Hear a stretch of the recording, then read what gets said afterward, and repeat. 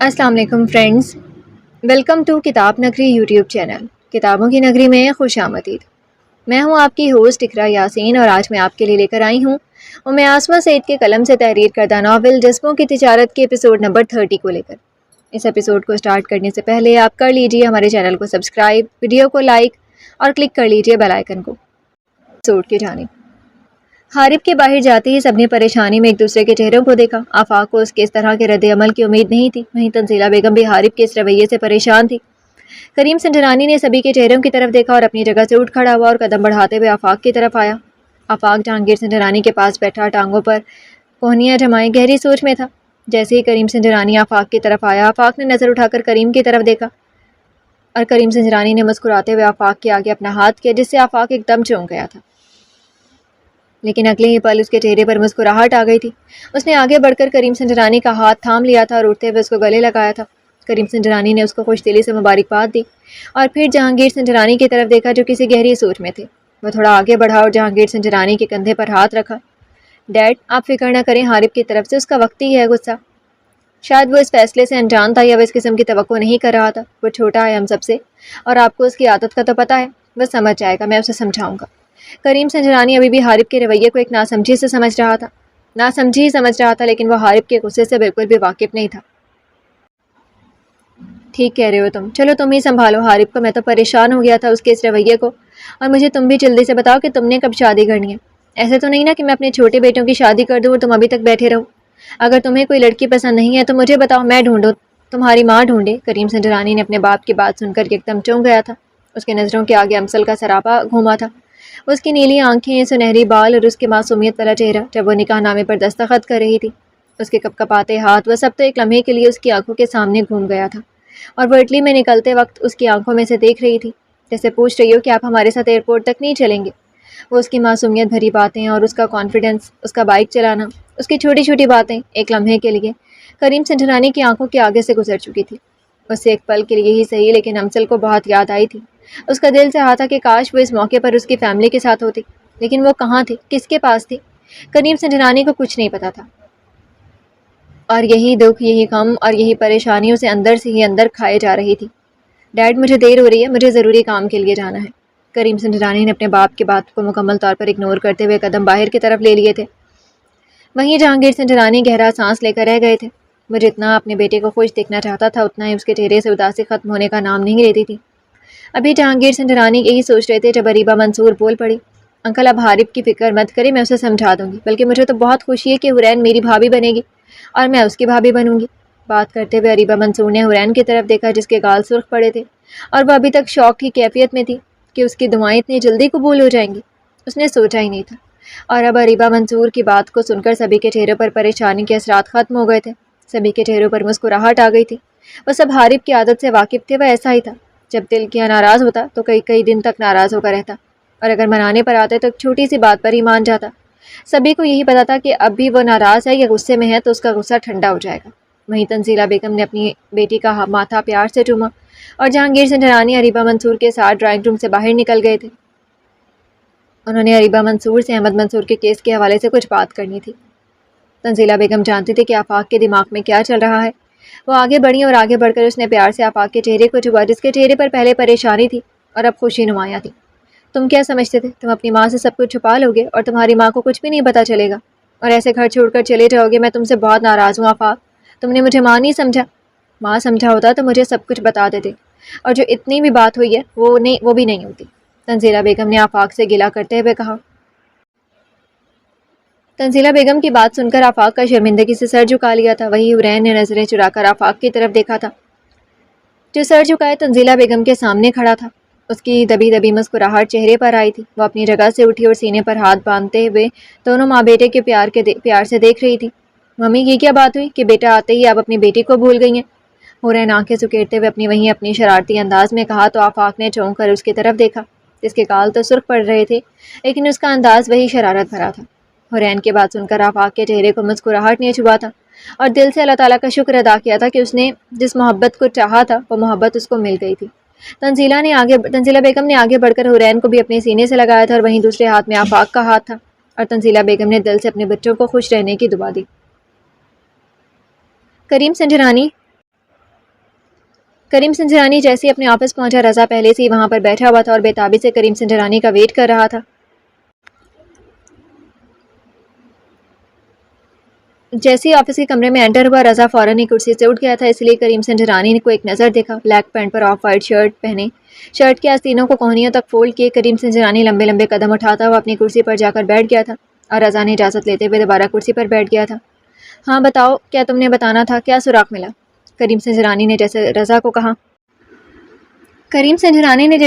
کہا۔ رضا نے کچھ ڈاکیومنٹس اور ایک تصویر کریم سنجرانی کے سامنے رکھ دی۔ یہ کیا ہے؟ کریم سنجرانی نے یہ کہتے ہوئے کچھ ڈاکیومنٹس کھولے اور اس میں سے تصویر نکالی جو ایک لڑکی کی تھی، جس کی عمر لگ بھگ 25 سال کی تھی، اور ساتھ ہی ایک سی وی تھی جو اس کے ہوٹل میں صرف ایک دن کے لیے لڑکی کو ہائر کیا گیا تھا۔ یہ کون ہے؟ کریم سنجرانی نے تصویر کو ایک نظر دیکھتے ہوئے سائڈ پر رکھا اور سی وی پر اس لڑکی کی ڈیٹیل پر نظر جماتے ہوئے رضا سے پوچھا، کریم صاحب، یہ وہی لڑکی ہے جو ایک دن کے لیے ہوٹل میں رکھی گئی تھی، اور یہ ہمارے جو HR مینیجر ہیں انہوں نے رکھی تھی، لیکن اس لڑکی کو ایک دن کے لیے رکھا گیا تھا، وہ ایک دن کے بعد ہی چھوڑ کر چلی گئی تھی۔ جس دن مس امسل وہاں سے گئی، کچھ ہی گھنٹے بعد وہاں سے چلی گئی تھی۔ میں نے وہاں کے سٹاف سے پوچھا تو انہوں نے کہا کہ یہاں کے HR نے یہاں پر رکھا ہے، تو ہم لوگ کچھ نہیں کر سکتے، لیکن اس لڑکی کی کچھ عادتیں جو ہیں وہ مشکوک تھیں، اسی وجہ سے مجھے اس پر تھوڑا سا شک ہو رہا ہے، کیونکہ ہم نے کبھی اپنا سٹاف ایک دن کے لیے یا فوراً سے تبدیل نہیں کیا۔ رضا تفصیل سے بتا رہا تھا، اور کریم سنجرانی پیپر کو بڑے غور سے دیکھ رہا تھا۔ ایک اور بات ہے کریم صاحب، رضا کہتے کہتے خاموش ہو گیا تھا۔ اس کے اندر ہمت نہیں ہو رہی تھی کہ وہ کریم سنجرانی کو یہ سب بتا سکے۔ اس کی توقعات سے بھی بڑھ کر یہ تمام کھیل کھیلا جا رہا تھا۔ وہ سوچ بھی نہیں سکتا تھا کہ کون اتنا گہرا دشمن ہے جو یہاں پر پاکستان میں رہ کر اس کی کریم سنجرانی کے پیچھے یہ چال چل چکا تھا۔ ہاں بولو، میں سن رہا ہوں۔ کریم سنجرانی کی نظر ابھی تک پیپر پر جمی ہوئی تھی اور اس نے رضا کو آگے مزید بولنے کا کہا۔ کریم صاحب، وہ دراصل… رضا بات درمیان میں چھوڑ کر خاموش ہو گیا تھا۔ رضا بولو، کیا بات ہے؟ اس دفعہ کریم کی آواز دھیمی تھی۔ وہ نہیں چاہتا تھا کہ وہ غصہ کرے، کیونکہ وہ اس ٹائم پر اس نے صرف امسل کو تلاش کرنا تھا، تاکہ وہ غصے میں چیزوں کو توڑ پھوڑ کر کے اور سارے معاملات کو مزید الجھا دے۔ رضا، جو بھی تم نے بتانا ہے بتاؤ، اب چھپانے کا اس طرح سے بات کرنے کا کوئی فائدہ کچھ نہیں ہے۔ جو میرا سب کچھ تھا، میرا قیمتی سرمایہ تھا، وہ تو میرے ہاتھ سے نکل گیا، جس کے لیے میں خود کو کبھی معاف نہیں کر پاؤں گا جب تک میں اسے ڈھونڈ ڈالوں۔ لیکن تم اگر اس طریقے سے ہچکچاہٹ سے کام لوگے تو میں کبھی بھی امسل کو ڈھونڈ نہیں پاؤں گا۔ تو مجھے بتاؤ کہ کیا کیا ہے تم نے اتنے گھنٹوں میں، کیا تلاش کی ہے؟ مجھے ساری تفصیل بتاؤ بلا جھجک۔ کریم سنجرانی نے بڑے تحمل سے رضا سے بات کی تھی، وہ سارا کچھ جان کر ہی آگے کا لاہے عمل تیار کرنے والا تھا۔ کریم صاحب، مس امسل آپ کے گھر بھی آئی تھی، رضا کہہ کر خاموش ہو گیا تھا، اور وہیں کریم سنجرانی کے مانو اس کے پاؤں سے زمین سرکتی ہوئی محسوس ہوئی تھی کہ امسل اس کے گھر آئی تھی، لیکن کیوں؟ ایسا کیا ہوا تھا؟ اس کا دماغ پھٹنا شروع ہو گیا تھا کہ امسل کے ساتھ ایسا ہوٹل میں کیا ہوا تھا کہ کسی نے کیا کہا تھا جو اس کے گھر آفس تک پہنچ گئی تھی۔ حالانکہ وہ انہیں کہہ کر آئے تھے کہ وہ اسی ہوٹل میں رہے گی، وہ جب تک اسے اپنے گھر والوں کو نہیں ملا لیتا، چاہے جتنی مرضی دن ہو جائیں۔ رضا کی بات سن کر کریم سنجرانی، جو پہلے سے اس کی طبیعت ٹھیک نہیں تھی، اس کا دماغ گھومنے لگا تھا۔ اس نے اپنا سر دونوں ہاتھوں میں پکڑ لیا تھا۔ 2 دن میں ہی کریم سنجرانی سالوں کا تھکا ہوا محسوس ہو رہا تھا۔ اس کی ہلکی داڑھی مزید گھنی ہو گئی تھی، اور اس کی آنکھوں کی اداسی چینخ چینخ کر بتا رہی تھی کہ وہ سب کچھ ہارتا جا رہا ہے۔ اس کے ہاتھ میں کچھ نہیں تھا، کہاں سے شروع کرے، کوئی سراغ نہیں مل رہا تھا۔ اس کی سمجھ میں کچھ نہیں آ رہا تھا۔ امسل اس کے گھر کی دہلیز پر تھی اور وہ گھر کے اندر داخل نہیں ہو سکی۔ کریم سنجرانی کے لیے اس سے بڑھ کر اور کوئی دکھ کا مقام نہیں تھا۔ وہ اس کے لیے خود کو ملامت دے رہا تھا۔ جس کا اس گھر پر پورا حق تھا، وہ اس گھر کی دہلیز پر کھڑی کھڑی اس کا انتظار کرتے ہوئے چلی گئی تھی۔ کریم سنجرانی نے گہرا سانس لیا اور اپنے ہاتھ گردن پر پھیلاتے ہوئے اپنی گردن کو دبایا، اور پھر کرسی کی پشت پر ٹیک لگاتے ہوئے رضا کی طرف دیکھا، جو کریم سنجرانی کو پریشان نظروں سے دیکھ رہا تھا۔ تمہیں کیسے پتا چلا کہ وہ گھر آئی تھی؟ کریم سنجرانی نے یہ الفاظ کیسے ادا کیے تھے یہ وہی جانتا تھا۔ وہ کیا کچھ سوچ کر بیٹھا تھا کہ وہ امسل کو وہ ساری خوشیاں دے گا جو بچپن سے لے کر اب تک اسے نہیں ملی تھی۔ وہ اسے لے گھر میں آنے کا استقبال جس طریقے سے اس نے سوچا تھا، اور وہ ویسا نہیں ہوا تھا، اور وہ اس نے گھر کی دہلیز پر قدم بھی رکھا تو کن حالات میں رکھا۔ کریم صاحب، آپ کے گھر کے دونوں فرنٹ دروازے کے کیمرے کو بند کر دیا گیا تھا، لیکن جو بھی تھا وہ بہت ہوشیار سے، وہ بہت گھبراہٹ کا شکار تھا۔ شاید وہ آپ کے گھر تک پہنچنے کی ہمت نہیں کر پا رہا تھا، اس لیے اس نے آپ کے گھر کے سامنے گھر کا کیمرہ بند کرنا بھول گیا تھا، اور اس سے ہی مجھے یہ ساری تفصیل ملی، اور جس کی ویڈیو اس پر ہے، اگر آپ دیکھنا چاہیں تو آپ دیکھ سکتے ہیں۔ لیکن میں صرف اتنا کہوں گا کہ مس امسل کے ساتھ بہت برا ہوا، جو بھی کیا ہوا ہے، لیکن کوئی ہے جو آپ کو اور مس امسل کو مکمل طور پر ختم کرنا چاہتا ہے یا الگ کرنا چاہتا ہے۔ رضا کی بات تو سن کر کریم سنجرانی نے گہرا سانس لیا تھا۔ شہاب سلطان کی اس دنوں میں کیا ایکٹیویٹی تھی وہ ساری معلوم کروں۔ مجھے لگ رہا ہے کہ میں وہاں پر اٹلی کے مافیا سے امسل کو بچاتے پاکستان میں اپنے دشمنوں کی گھیری میں اس کو پھنسا دیا ہے، اور مجھے لگ رہا ہے کہ سب کے پیچھے شاید کہیں نہ کہیں شہاب ہے۔ جب سے اسے پتہ چلا ہے کہ میں نے اٹلی میں اس کا بزنس بند کروا دیا، وہ خاموشی سے بیٹھنے والوں میں سے نہیں ہے، اس لیے اس پر نظر رکھو، اور جس دن امسل یہاں پر آئی تھی اس کی ساری معلومات، ساری مصروفیات پتہ کرو اس کے آفس میں کل خود ہی چکر لگاؤں گا، کیونکہ وہ ہے تو میرا بھائی۔ باقی ساری صورتحال تم دیکھو، سارا کچھ تم دیکھو، اور ممی سے بھی میں معلوم کرتا ہوں، میں ان کے گھر پہ بھی چکر لگاتا ہوں، باقی کہیں نہ کہیں تو ہم نے شروعات کرنی ہے، اور ہاں، ہر جگہ پہ امسل کی پکچر اور اس کا نام وغیرہ دو، وہ یہاں پر ہے تو کہیں پر اس نے رہائش رکھی ہوگی، کہیں پہ اس کا ایڈریس ہوگا، کہیں پہ اس کا نام ہوگا، وہ سارا معلوم کرو۔ کریم سنجرانی نے بات ختم کرتے ہوئے رضا کو اگلا لاہے عمل کا بتایا۔ رضا مثبت میں سر ہلاتے ہوئے کرسی سے اٹھا اور اپنا کوٹ کا بٹن بند کرتے ہوئے وہ باہر کی جانب اس نے قدم بڑھا دیے تھے، اور وہیں کریم سنجرانی نے کرسی کی پشت سے ٹیک لگاتے ہوئے آنکھیں موند لی تھیں۔ اس کی زندگی کی شروعات ہونے سے پہلے ختم ہو رہی تھی۔ وہ جو ساری زندگی محبت کے لیے تڑپتا رہا تھا، محبت کے لیے ترستا رہا تھا، کبھی ماں کی محبت کے لیے، کبھی باپ کی محبت کے لیے، اور اب اس کو بیوی کی صورت میں اللہ تعالیٰ نے اس کے لیے جو تحفہ اس کے لیے بھیجا تھا، اس کے صبر کا، وہ اس سے آہستہ آہستہ اس سے جدا ہو رہا تھا۔ وہ سوچ بھی نہیں سکتا تھا کہ امسل اسے اس طرح سے الگ ہو سکتی ہے۔ وہ نادان تھی، ناسمجھ تھی، لیکن اس کے دل کے بہت قریب تھی۔ وہ اپنے جذبات کو زبان پر نہیں لاتا تھا، لیکن امسل کو وہ اپنے دل سے خاص جگہ پر رکھتا تھا، اور اب وہ اس سے دور تھی تو اس کے دل کو، اس کی روح کو بے چین کر رہی تھی۔ وہ جلد از جلد اس کو اپنے پاس لانا چاہتا تھا، لیکن وہ انجان تھا کہ اسے اپنی محبت پانے کے لیے، اپنی روح کو سکون پانے کے لیے اسے کن مشکلات کا، کن پتھریلے رستوں سے گزر کر جانا پڑتا ہے۔ ان سب باتوں سے وہ انجان تھا۔ امسل نے گھر میں زلیخا بیگم سے بات کی تو زلیخا بیگم کو بھی اس بات کی جلدی تھی کہ وہ ان کے پاسپورٹ بنے اور وہ امسل کو لے کر کم سے کم اپنے ملک چلی جائیں۔ وہ وہاں کی رہنے والی تھیں، وہ اٹلی کی ہی رہائشی تھیں۔ وہ پاکستان کی اونچ نیچ اور پاکستان کے جھمیلوں کو نہیں جانتی تھی۔ انہوں نے اپنی بیٹیوں کی پرورش بھی اٹلی کے ماحول کے مطابق ہی کی تھی، جہاں پر بچے اپنی مرضی کے مطابق زندگی گزارتے ہیں، لیکن یہاں کے لوگوں کی نظروں سے وہ واقف نہیں تھی، اور شہاب کی نظروں میں وہ امسل کے لیے پسندیدگی کو دیکھ چکی تھی۔ اس لیے زلیخا بیگم کا بھی یہی خیال تھا کہ وہ جلد سے جلد اپنے پاسپورٹ حاصل کریں اور امسل اور انوال کو لے کر یہاں سے چلی جائیں۔ اس لیے زلیخا بیگم نے امسل کو اس بات کی حامی بھر لی تھی، لیکن زلیخا بیگم نے امسل کو وکیل کو گھر آنے کا کہا تھا۔ وہ چاہتی تھی کہ اس کے سامنے بیٹھ کر جو بھی وہ وکیل نے بات کرنی ہے وہ کرے۔ شام کی چائے پر امسل نے شہاب سلطان اور اس کے وکیل کو انوائٹ کیا تھا۔ شام کے 5 بج رہے تھے جب شہاب سلطان اپنے وکیل مسٹر زبیر کے ساتھ اس فلیٹ پر آئے جو اس نے امسل کے لیے لیا تھا۔ امسل نارمل سے ہولیے میں بلو کلر کی شارٹ فراک اور نیچے جینز پہنے اور دوپٹے کو گلے میں راؤنڈ کی شکل میں دیے پودوں کو پانی دے رہی تھی۔ زلیخا بیگم کچن میں کھڑی آنے والے مہمانوں کے لیے چائے کا بندوبست کر رہی تھی، اور انوال اپنے کمرے میں بیٹھی پڑھائی میں مصروف تھی۔ جب فلیٹ کی بیل ہوئی اور امسل نے جا کر دروازہ کھولا تو سامنے ہی شہاب سلطان اپنے وکیل مسٹر زبیر کے ساتھ کھڑے تھے۔ بلیک کلر کے 3 پیس سوٹ میں بالوں کو اچھے سے سیٹ کیے، بائیں ہاتھ میں گھڑی پہنے، بے شک وہ ایک مکمل مرد تھا جسے کوئی بھی دیکھتا تو دیکھتا رہ جاتا، لیکن امسل نے ایک نظر شہاب سلطان پر ڈالی اور شہاب سلطان نے ایک ہی نظر میں امسل کو اپنی آنکھوں میں سما لیا۔ چہرے پر مسکراہٹ لیے اس نے تھوڑا سا جھک کر امسل کو سلام کیا۔ امسل نے سلام کا جواب دے کر راستہ دیا اور مسٹر زبیر اور شہاب سلطان فلیٹ کے اندر آ گئے تھے۔ زلیخا بیگم بھی ٹی وی لاؤنج کے ساتھ ہی بنے چھوٹے سے ڈرائنگ روم میں بیٹھ گئی تھی۔ چائے وغیرہ چل رہی تھی۔ شہاب سلطان ٹانگ پر ٹانگ جمائے ہاتھ میں چائے کا کپ پکڑے چھوٹے چھوٹے گھونٹ سے لے کر کبھی زلیخا بیگم کو دیکھتا اور کبھی امسل کی طرف۔ زلیخا بیگم مسٹر زبیر کے دیے ہوئے ڈاکومنٹس پر سائن کر رہی تھی اور شہاب سلطان وہ مسلسل امسل کی طرف دیکھ رہا تھا، جس کی توجہ بھی ڈاکومنٹس کی طرف تھی۔ تو کیا ہم پاسپورٹ بننے تک ایک اجنبی کی طرح یہاں رہیں گے؟ زلیخا بیگم نے آخری پیپر پر سائن کرتے ہوئے مسٹر زبیر کی طرف دیکھ کر کہا، جس نے پین بند کرتے ہوئے شہاب سلطان کی طرف دیکھا، جس نے چائے کا آخری گھونٹ لیتے ہوئے کپ کو سامنے ٹیبل پر رکھا اور ایک نظر امسل پر ڈالی اور پھر زلیخا بیگم کی طرف۔ جی آنٹی، کچھ تو ٹائم لگے گا، آپ کو پتہ ہے پاکستان اور باہر کے ملکوں کا حساب الگ ہی ہے۔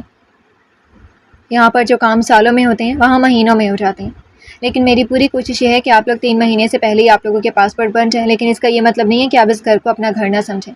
آپ جب چاہیں، جب تک چاہیں یہاں پر رہ سکتے ہیں، اور ایسے بھی آپ یہاں پر فرنگ میں نہیں رہ رہے، آپ کی بیٹی جاب کر رہی ہے اور اسے جاب کی بیس پر ہی یہ سب کچھ دیا گیا ہے، اور یہ بھی بات نہیں ہے کہ آپ کی بیٹی کو کوئی خاص فیور مل رہی ہے۔ ہم اپنے سارے ملازمین کو اور جو بھی ہمارے آفس میں ہیں ان کو ہم یہی سب کچھ پرووائڈ کرتے ہیں جو باہر کے ملک یا باہر کے شہروں سے آتے ہیں۔ شہاب سلطان نے بڑی ہی مہارت کے ساتھ زلیخا بیگم کو بھی دماغ سے کھیل گیا تھا۔ وہ چاہے ماں تھی، مضبوط عورت تھی، لیکن ایک عورت تھی، اور مجبوری تھی وہ شہاب سلطان کی باتوں میں کہیں نہ کہیں یقین کر بیٹھی تھی کہ واقعی یہی بات ہو سکتی ہے، کیونکہ جب زہیب عالم نے اٹلی آنا تھا اور اس کے پاسپورٹ کا مسئلہ بنا ہوا تھا اور وہ مسئلہ کافی لٹک گیا تھا تو اس کے ذہن میں فوراً یہ کلک ہوا اور وہ شہاب سلطان کی باتوں پر یقین کر بیٹھی۔ ٹھیک ہے شہاب بیٹا، لیکن کوشش کرنا کہ جلد از جلد یہ کام ہو جائے۔ میری بیٹیوں کی پڑھائی کا بھی بہت حرج ہو رہا ہے، اگر ہم لوگ جلدی نہ گئے تو ان کے سال ضائع ہو جائیں گے، اور میں یہ نہیں چاہتی، زلیخا بیگم نے کہا، جس پر شہاب کے چہرے پر مسکراہٹ آ گئی تھی جب زلیخا بیگم نے اسے شہاب بیٹا کہا تھا۔ جی جی آنٹی، آپ بے فکر رہیں، جب تک میں ہوں آپ کو کوئی پریشانی نہیں ہوگی، میں آپ کا کام اپنا کام سمجھ کے کروں گا، آپ بے فکر رہیں۔ شہاب نے کہتے ہوئے اپنی گھڑی پر ٹائم دیکھا اور پھر زلیخا بیگم کی طرف دیکھا۔ آنٹی، معذرت کے ساتھ مجھے کہیں جانا ہے، نہیں تو میں مزید یہاں پر بیٹھتا۔ دراصل امسل نے صرف چائے کا بلایا تھا، اگر وہ مجھے کھانے پر بلاتے تو شاید میں اپنے سارے پروگرام کینسل کر دیتا۔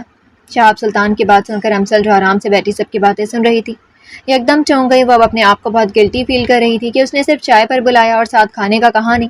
یہ پاکستانی لوگ بھی کتنے عجیب ہوتے ہیں، امسل نے دل ہی دل میں سوچا اور ایک مسکراہٹ دیتے ہوئے شہاب سلطان پھر اپنی ماں کی طرف دیکھا۔ نہیں بیٹا، ایسی بات نہیں ہے، دراصل ہم یہاں پر نئے ہیں، ہمیں ان طور طریقوں کا نہیں پتہ۔ چلو اگلی بار جب تم آؤ گے تو تمہارے لیے میں اپنے ہاتھوں سے کھانا بناؤں گی، زلیخا بیگم نے بات کو سنبھالتے کہا، کیونکہ وہ اس ٹائم ان کا محسن تھا۔ شہاب سلطان کے بہت سے احسانات تلے دبی امسل اور اس کی ماں دبتی چلی جا رہی تھی، جن سے وہ بھی انجان تھی۔ کوئی بات نہیں آنٹی، یہ گلے شکوے تو اپنے اپنوں سے ہی کرتے ہیں۔ شہاب سلطان نے اپنی میٹھی باتوں کا وار زلیخا بیگم پر کیا، جو سیدھا نشانے پر بھی لگ رہا تھا۔ زلیخا بیگم نے سر کو خم دیتے ہوئے مسکراتے ہوئے اس کی بات کا جواب دیا۔ چلیں آنٹی، انشاءاللہ اگلی بار کھانے پر ملاقات ہوگی۔ شہاب سلطان صوفے سے اٹھتے ہوئے اپنے کوٹ کا بٹن بند کیا۔ شہاب سلطان اور مسٹر زبیر دونوں نے اجازت لے کر فلیٹ سے باہر آ گئے تھے۔ باہر آتے ہی مسٹر زبیر نے شہاب سلطان کی طرف دیکھا، جو موبائل پر کچھ ٹائپ کر رہا تھا اور ساتھ ساتھ اپنی گاڑی کی طرف بڑھ رہا تھا۔ شہاب صاحب، کیا میں آپ سے ایک بات پوچھ سکتا ہوں؟ مسٹر زبیر سے رہا نہیں گیا تھا، کیونکہ شہاب نے جیسے اسے اس کے آفس سے پک کیا تھا، بس اس کو یہ بتایا تھا کہ وہاں جا کے اس نے کیا کہنا ہے اور کون سے ڈاکیومنٹس دینا ہے۔ مسٹر زبیر کو اس نے مہلت ہی نہیں دی تھی کہ وہ آگے سے کچھ پوچھ سکتا یا کچھ کہہ سکتا یا کچھ کر سکتا۔ ہاں بولو، میرے پاس زیادہ ٹائم نہیں ہے، مجھے میٹنگ کے لیے جانا ہے۔ شہاب نے گاڑی کا دروازہ کھولتے ہوئے مسٹر زبیر کی طرف دیکھا۔ شہاب صاحب، آپ نے ان کو ان فیملی کو یہ کیوں نہیں بتایا کہ ان کے پاسپورٹ تو 2 ہفتوں میں ہی بن جائیں گے؟ بلکہ 2 ہفتوں میں کیا، ان کے پاسپورٹ اگر آپ بات کریں تو 2 گھنٹے میں بھی بن سکتے ہیں۔ مسٹر زبیر کی بات سن کر شہاب کے ماتھے پر بل آئے تھے۔ اس نے مسٹر زبیر کی طرف دیکھا، جو اپنے سوالیہ نگاہوں سے شہاب سلطان کی طرف دیکھ رہا تھا۔ مسٹر زبیر، آپ تو اتنے اچھے وکیل ہیں، تو کیا آپ کو معلوم نہیں ہے کہ اگر میں نے ایسا کہا ہے تو میرا کیا مطلب ہے، کہ میں ان کو یہاں سے نہیں بھیجنا چاہتا؟ اور ہاں، یہ بات آپ کے اور میرے درمیان میں ہی رہنی چاہیے۔ اگر مجھے پتہ چلا کہ یہ بات آپ کے ذریعے کہیں سے نکلی ہے تو آپ کو پتہ ہے کہ میں اپنے ساتھ غداری کرنے والوں کو کیا سزا دیتا ہوں۔ شہاب سلطان نے مسٹر زبیر کی طرف دیکھا تھا اور پھر گاڑی کا دروازہ کھولتے ہوئے اندر بیٹھ گیا تھا۔ وہیں مسٹر زبیر کے ماتھے پر پسینے کی ننھی ننھی بوندیں آ گئی تھی، وہ بری طرح پھنس چکا تھا۔ ایک طرف شہاب سلطان تھا تو دوسری طرف نگین بیگم تھی۔ جی تو فرینڈز، کیسی لگی آپ کو آج کی ایپیسوڈ؟ کمنٹ سیکشن میں ضرور بتائیے گا۔ پھر حاضر ہوں گے ناول کے نیکسٹ ایپیسوڈ کے ساتھ، تب تک کے لیے اجازت دیجیے۔ شکریہ، اللہ حافظ۔